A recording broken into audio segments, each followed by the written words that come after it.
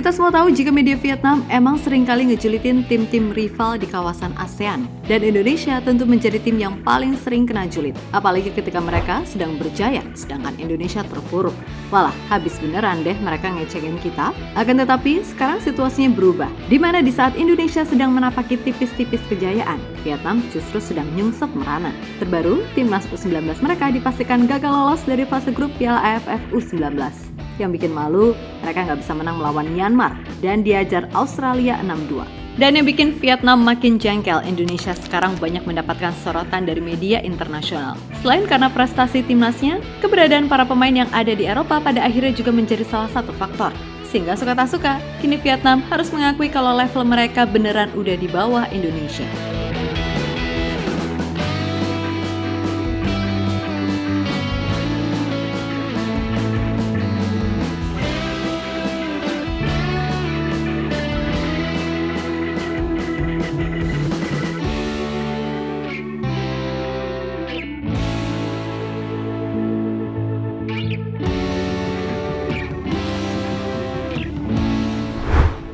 Setelah berulang kali ngecengin dan julitin timnas Indonesia, mungkin untuk sekarang ini, media-media di Vietnam harus berhenti melakukan itu dan fokus membahas soal masalah yang ada di sepak bola mereka.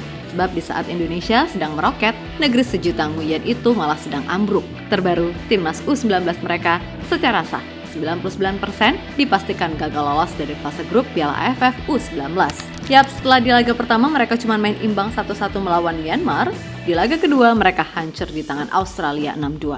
Nah, sejatinya Vietnam masih punya peluang lolos lewat jalur runner-up terbaik, akan tetapi ada 3 syarat yang harus dipenuhi jika Vietnam U19 ingin lolos ke semifinal Piala AFF U19 sebagai runner-up terbaik. Pertama, Vietnam wajib menang atas Laos U19 di matchday pamungkas grup B.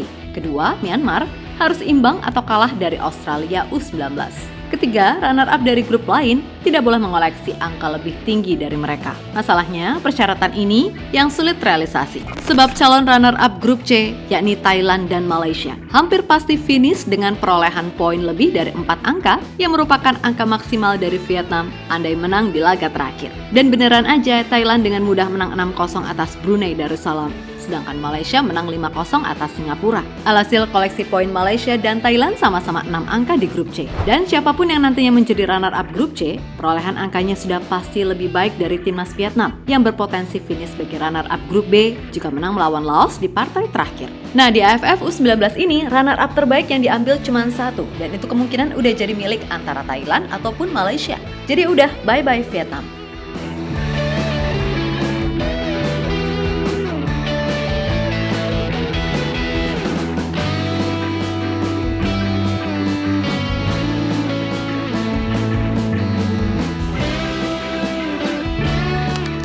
Lebih lanjut, kegagalan timnas U19 Vietnam ini seolah menjadi pelengkap derita yang mereka alami di tahun 2024 dan sudah pasti membuat mereka semakin malu ke Indonesia. Karena di satu sisi, negara yang selalu mereka julitin nyatanya justru mampu meroket. Di timnas senior, dari 3 kali pertemuan, Vietnam full KO tanpa bisa mencetak gol ke gawang skuad Garuda. Kemudian di level U23, Indonesia mampu lolos ke semifinal Piala Asia U23 sedangkan Vietnam enggak. Lalu di level U16 beberapa waktu lalu, mereka dihajar 5 gol tanpa balas oleh pasukan Nova Arianto di perebutan juara 3 Piala AFF U16. Dan di tim U19, di saat Indonesia lolos dengan status juara grup, Vietnam justru merana nggak bisa lolos. Duh, kasihan sumpah.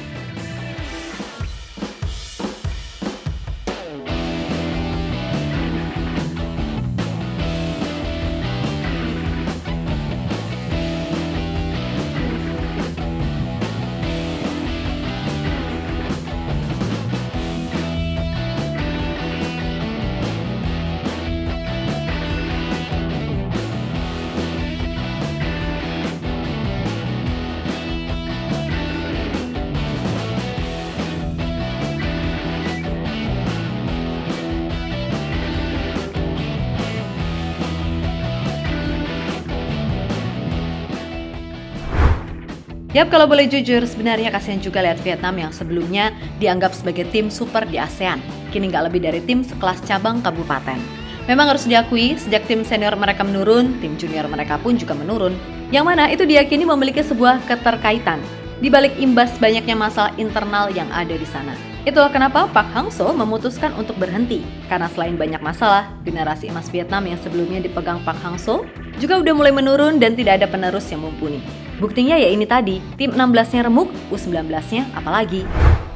Berbeda dengan Indonesia, yang di timnas senior banyak diisi nama-nama pemain muda berbakat. Lalu di tim U23, kebanyakan juga dari mereka yang main di timnas senior. Kemudian di tim U19, kita bisa mengenal nama-nama pemain seperti Jens Raven, Welber Jardim, Kaviatur Rizky, Vigo Dennis, Iqbal Gwijangge, dan Kadek Arel. Belum lagi nama-nama pemain diaspora yang siap dinaturalisasi, seperti Maurice Mohinoke, Tim Gepens, dan Dion Marks, serta jangan lupakan juga Sam Ivel yang kayaknya gak bakal dilepas gitu aja sama PSSI meskipun Coach Indra gak merekomendasikannya. Dan di tim U16 kita punya nama-nama macam Matt Becker, Alberto, Mirza, dan Goli. Intinya semua ini pasti udah disusun serapi mungkin sama Pak Erick Thohir agar kedepannya timnas Indonesia selalu punya pemain berbakat di setiap lintas usia dari junior sampai senior.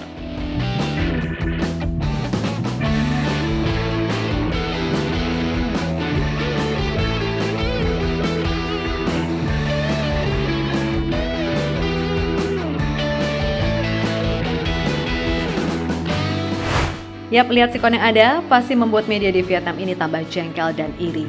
Belum lagi Indonesia kini banyak dapat sorotan dari media asing, terutama karena keberadaan para pemain yang ada di luar negeri. Dan dari semua itu, wajar jika akhirnya membuat tim-tim lain di ASEAN yang sedang dalam fase berkembang, macam Kamboja, Laos, Brunei, hingga Malaysia, menjadikan Indonesia sebagai acuan untuk maju. Alasannya masuk akal sih, di mana Indonesia sekarang benar-benar dianggap mampu mencari potensi terbaik dari pemain keturunan yang ada di Eropa. Selain itu, kebijakan-kebijakan yang selama ini dilakukan Pak Erick Thohir benar-benar terasa dampaknya bagi timnas Indonesia di semua jenjang.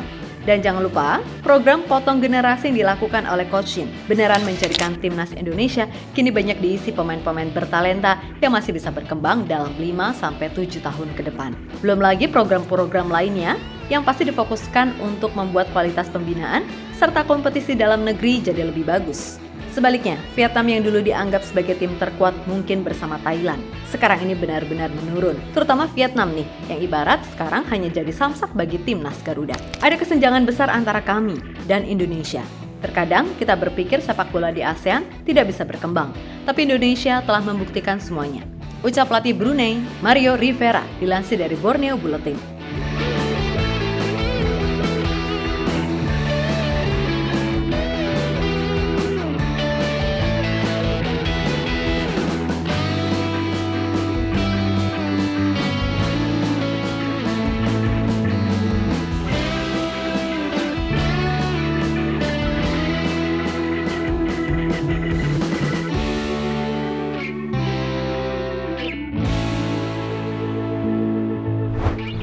Yap, terlepas dari apapun, pokoknya ya tadi, Indonesia sekarang dijadikan acuan untuk maju bagi tim-tim lain di ASEAN.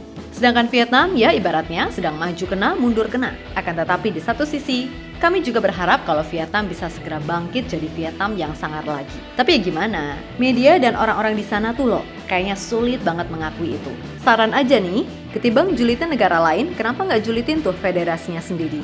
Atau pemainnya sendiri yang sekarang lagi mengkeret? Pokoknya kami berharap kalau semua tim di ASEAN bisa sama-sama maju. Biar apa? Ya biar tim-tim di ASEAN nggak dipandang sebelah mata secara terus-menerus oleh tim-tim besar di Asia. Maka dari itu, percaya proses dan lakukan semuanya dengan maksimal serta penuh komitmen.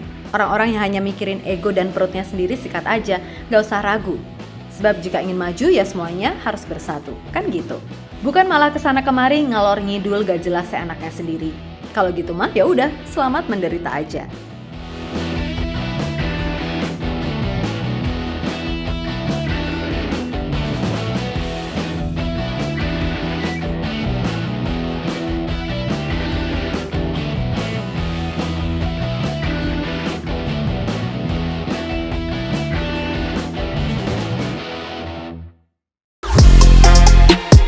Halo, izin iklan sebentar ya guys. Jadikan ruangmu bernuansa timnas. Temukan beragam poster dinding, sepak bola dan timnas dengan desain menawan, kualitas premium dan harga yang tidak akan menguras kantong. Segera klik link Shopee di deskripsi video ini dan dukung timnas dengan sepenuh hati. Mulai dari dinding rumahmu.